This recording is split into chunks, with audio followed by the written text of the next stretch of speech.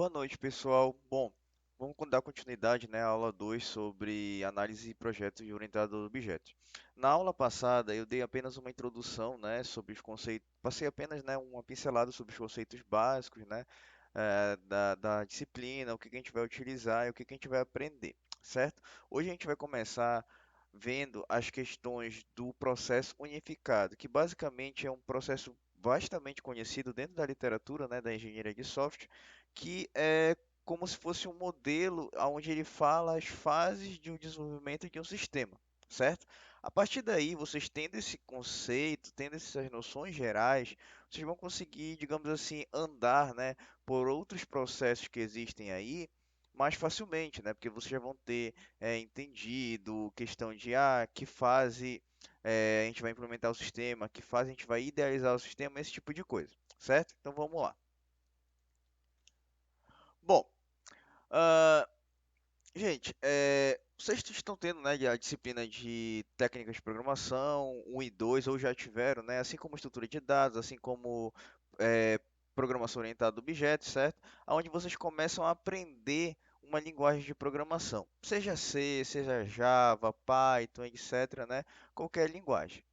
Mas assim, dentro de um cenário real, você apenas saber a linguagem, né? Apenas, eu sei criar uma variável, eu sei criar uma lista, eu sei criar uma classe, enfim. Isso daí não é, digamos assim, apenas o necessário para desenvolver sistemas, certo? Hoje em dia, ao longo da história, né, a questão do desenvolvimento do sistema se tornou tão complexo, entre aspas, né, que a gente teve que também, né, programadores tiveram que aprimorar o seu processo de desenvolvimento de software, né? Eles tiveram que ir além da questão apenas da programação, mas também para a questão de transparência de código, né? Simplicidade do seu código, criar códigos menos complexos e bagunçados, né? Justamente para outros programadores também darem manutenção nesse código, né? Bom, para criar sistema você precisa de um cliente, né, uma pessoa que vai prover recursos para o desenvolvimento daquele sistema. Muitas vezes essa pessoa também não tem conhecimento nenhum, né, de programação, então também havia a questão da comunicação de como os programadores e como as pessoas se comunicavam a fim de que houvesse um entendimento a respeito de funcionalidade do sistema, né?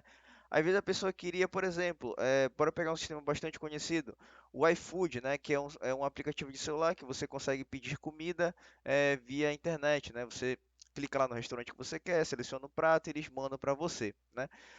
Bom, para um programador, para gerar esse sistema, primeiramente ele vai pensar na questão do cadastro, né? Para você usar o iFood, você tem que estar cadastrado na plataforma.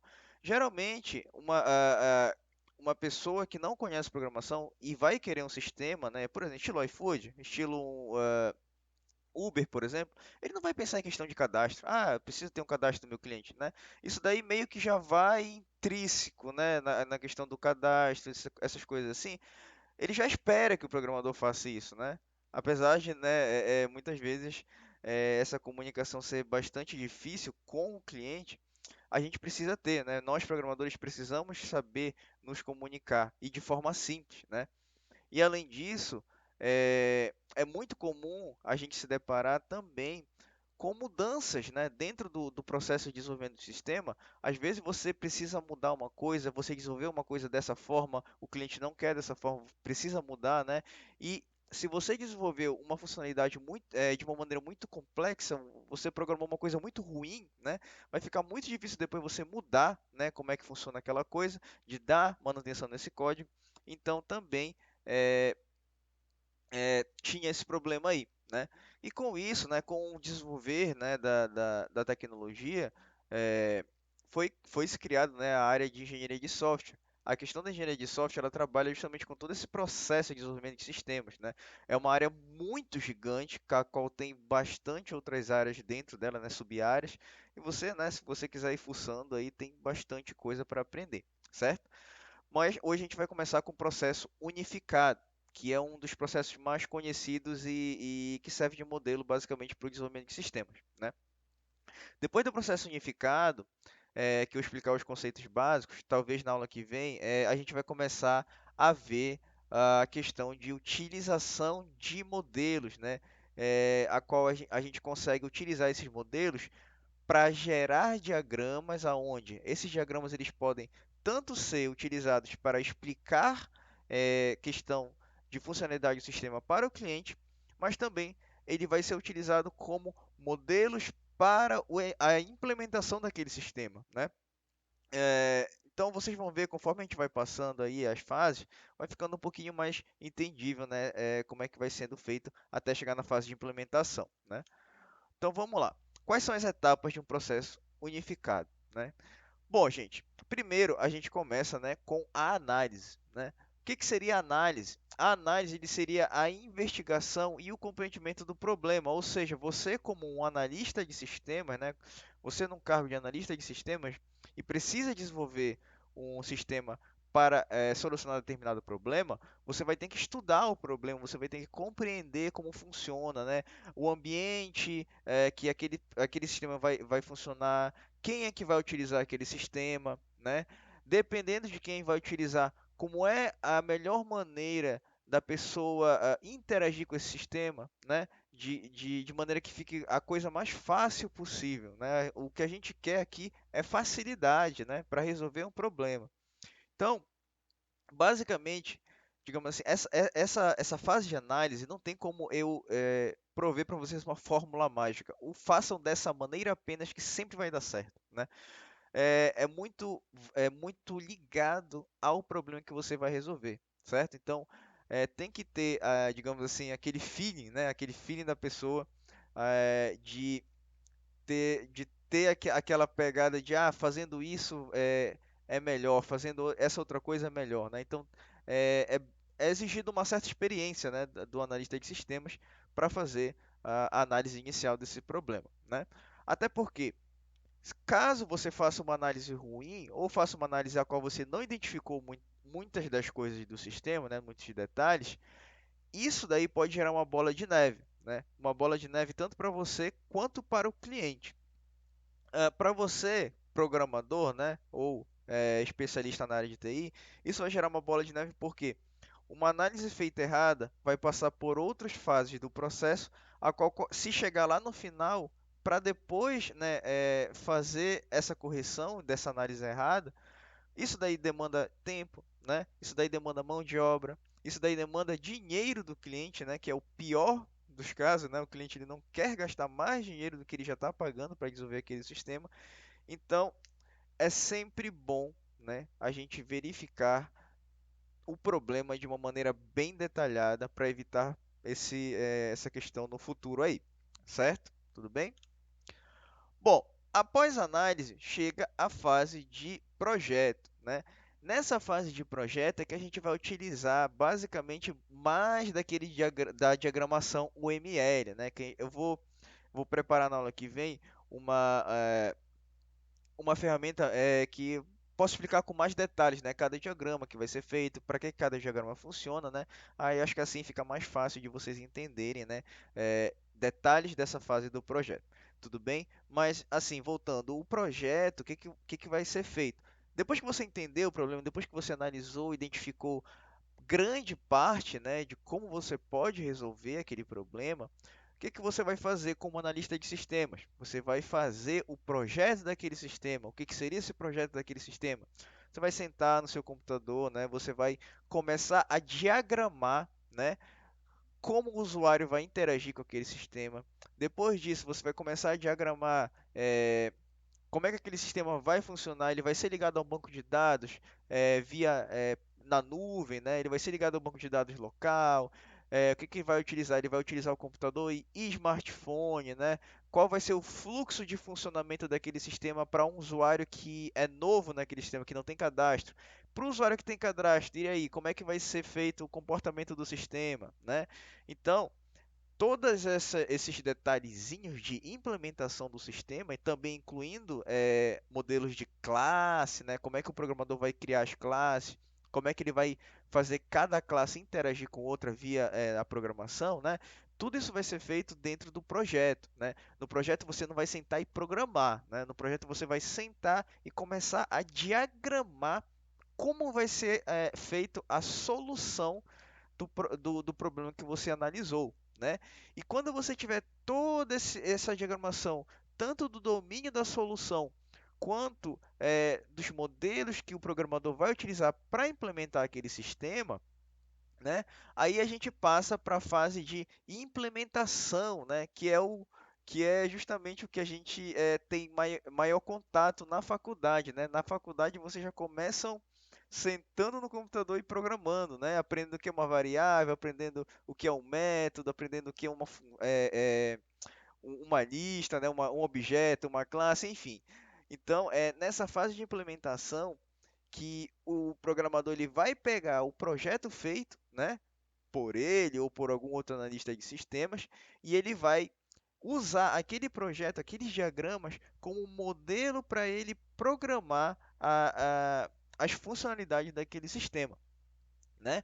Então, aí que também a gente é, é, pede do programador, né? Geralmente quem está recrutando uma pessoa da RH que está querendo um programador para uma empresa, ele vai exigir, né, que o programador tenha domínio, né, de alguma linguagem de programação. Também, hoje em dia, é muito pedido domínio, né? Praticamente 99% das vagas hoje de programador é pedido domínio de frameworks. O que seriam esses frameworks? Eu acho que vocês devem ter ouvido, né, ao longo do curso, esse termo frameworks, né? Frameworks nada mais são do que ferramentas, né, para desenvolver algo. Então, por exemplo, quer desenvolver sistema web, você trabalha com Java, um dos frameworks mais famosos, né, é o Spring, né? O Spring, ele é um framework em Java, você programa em Java nele, né? E ele te permite ter acesso a várias funcionalidadezinhas que facilitam para ti a implementação de um sistema de cadastro, né? Armazenamento de banco de dados, acesso a outras funcionalidades de outras aplicações na nuvem, né?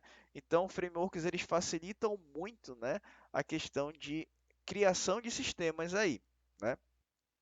É, outras coisas também que é feita na implementação.